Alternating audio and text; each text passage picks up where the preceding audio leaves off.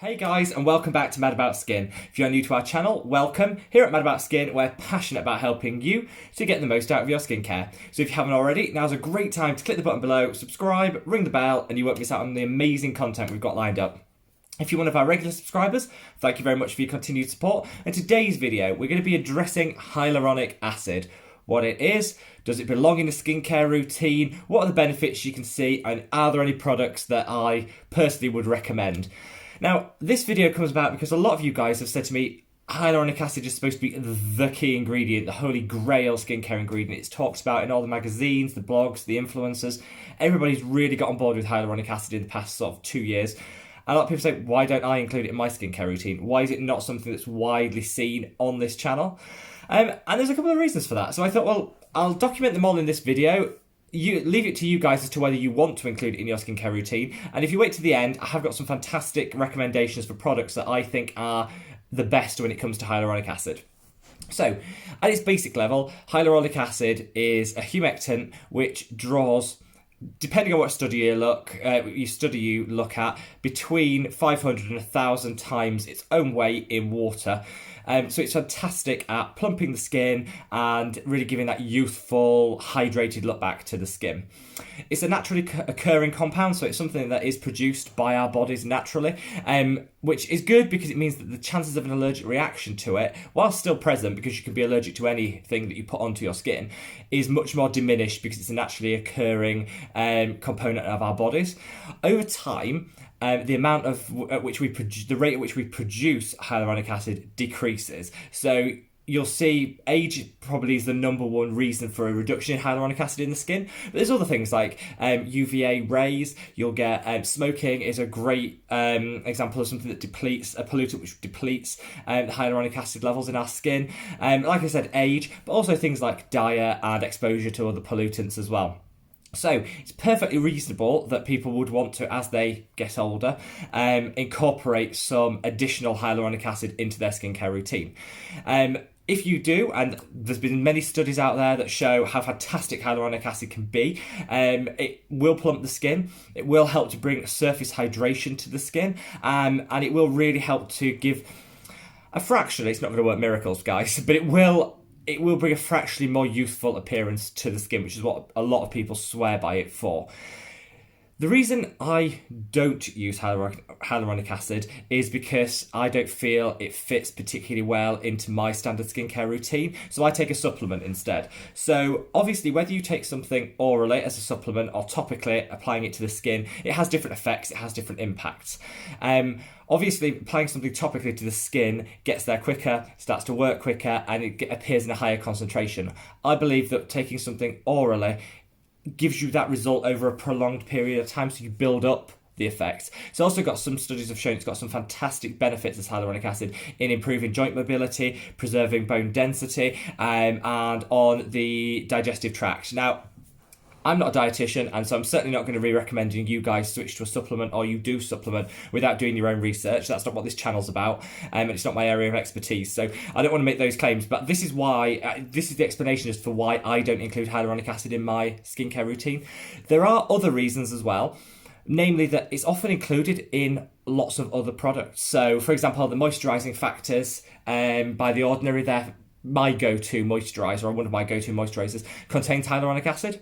So I don't want to be adding a serum and then adding a moisturiser with hyaluronic acid because I wouldn't be getting the additional benefits and it can be overload for the skin.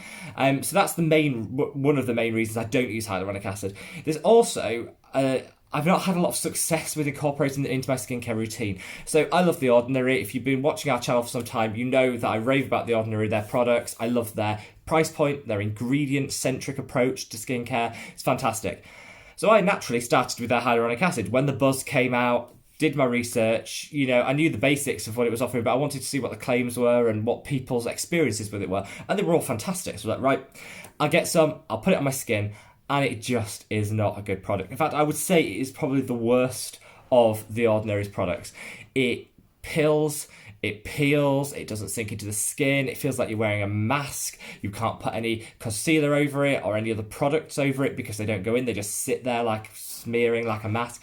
Awful, awful, awful. So I think that being my first product, I I just never got on board with the hyaluronic acid thing. I started taking a supplement. I think that works for me. You know, there are studies out there which show the differences between supplementing and topical applications, but you still do get a significant boost in the level of hyaluronic acid in the skin from a supplement, which is what I choose to get mine. But by all means, if you're using one, don't stop. You know, let me know below actually what your favourite products are.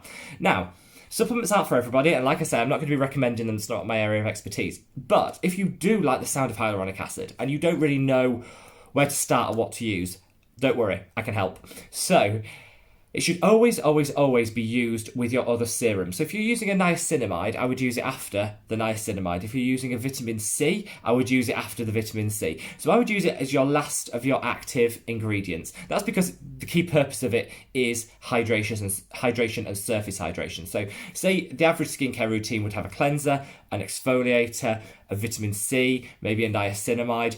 Then you would add the hyaluronic acid, follow it off with your SPF and your moisturiser. There's no danger to doubling up on your hyaluronic acid, so there's no danger if you're not allergic to the ingredient, which obviously I'd always recommend you patch test behind the ear. I've said that many times, it's really just a good habit to get into, but there's no danger from using more than in the serum. So say you do use the natural moisturising factors by The Ordinary, which has hyaluronic acid in, that's fine. Doubling up isn't going to cause any issue. I think sometimes it might be not worth the money, but that's for you guys to decide. There's no risk to that. Insert it, like I say, smack bang in the middle of your skincare routine after your active serums. I would always recommend you give it 20 seconds to dry and absorb into the skin because it is quite tacky. Hyaluronic acid is very tacky. It's our body's lubricant, so it lubricates the joints, the skin, the eyes. It's a fantastic lubricant, which is why our body produces it and why we need it to function. So it's fantastic, but it's a sticky substance which just take a little bit longer than your average serum to take in. So which product would I use? Well, I definitely won't recommend The Ordinary. I love them and it pains me to say I don't like this product. I just don't, and I think we've got to call it out where we see it. Ordinary, if you're listening, reformulate, do something, because you might win me around again. I just don't like the product. For me, I think the holy grail of hyaluronic acid, taking into account the price point, it is a fantastically cheap ingredient to produce. So you don't need to be spending any more than £10 here in the UK, $15 on a hyaluronic acid serum. If you are, you're being robbed. If you're doing it now, change it. If you're not, don't buy it. So price is important. There's no added fragrance or colorant to it. Naturally, hyaluronic acid is colour-free and scent-free, so you don't need to add, you're not masking anything is what I'm saying, so there's no need to add colourants or fragrances to it. So absolutely, I wouldn't use anything with added colours and fragrances. You're just increasing your risk of a reaction. So bearing all that in mind, I would actually go for this product, which you might have seen on the channel, the eager-eyed amongst you might have seen, which is the Inkey List hyaluronic acid. This is the best hyaluronic acid I've found, and trust me, I get sent loads of hyaluronic acids to try. This one I didn't. I actually bought to do an Inkey List review, which I'll link up there if you haven't seen it. But I get loads of stuff sent. In my day-to-day career, I try 1,000,001 different products, so I know which hyaluronic acids are out there, and I think you'd struggle to be able to beat this. It's about £5 or £6 here in the UK, so $10 point in the US.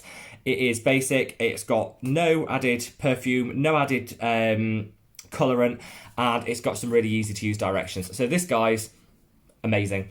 I think you'd struggle to find a better price pointed hyaluronic acid than this one. So if you do want to add it to your routine, go ahead, shop the Inkey List, buy the hyaluronic acid, which I think is probably their best product out of the whole range they have, and apply it midway through your skincare routine after your serums. I hope that's been useful, guys. This is a quick and easy video. I just know that you guys were coming to me saying, you don't touch hyaluronic acid. Is there a problem with it? Is there something I should avoid? Absolutely not. Hyaluronic acid is a fantastic addition to anyone's skincare routine. I just don't particularly see the benefit, the additionality of benefit in using it topically, and I prefer to take a supplement. But that is totally personal preference, and if that is something you want to look into, there's so much out there online. Look out for reputable, university-led, if possible, studies which show the benefits of which strength supplement you should take, which types of supplement, and things like that. Like I said, I'm not a dietitian, so I'm not going to recommend anything for that. I'd just encourage you to speak to your own dietitian or do your own research around that. But if you prefer the topical application, hyaluronic acid is where it's at. It's a fantastic, fantastic addition to your skincare routine. And honestly, Give it a go, guys. Let me know in the comments what you think. Have you used a hyaluronic acid? Which one's your favourite? Have you tried the Inkey one? Am I just being a snob and hating on the ordinary hyaluronic acid for no reason? Do you use it and love it? I'd love to know. Leave me a comment below. Give this video a big thumbs up. Our last video went absolutely crazy, which is fantastic. The number of subscribers is growing every day, which is fantastic. I feel like we're building a really great community, and I want the videos here, you know, we never charge for any of our content, so I want these videos to be a bank of expertise that you guys can go to when you're formulating and making your own decisions around what constitutes a good skincare routine for you. So give it a thumbs up because that really helps, and I'll see you in the next one, guys. Take care. Bye.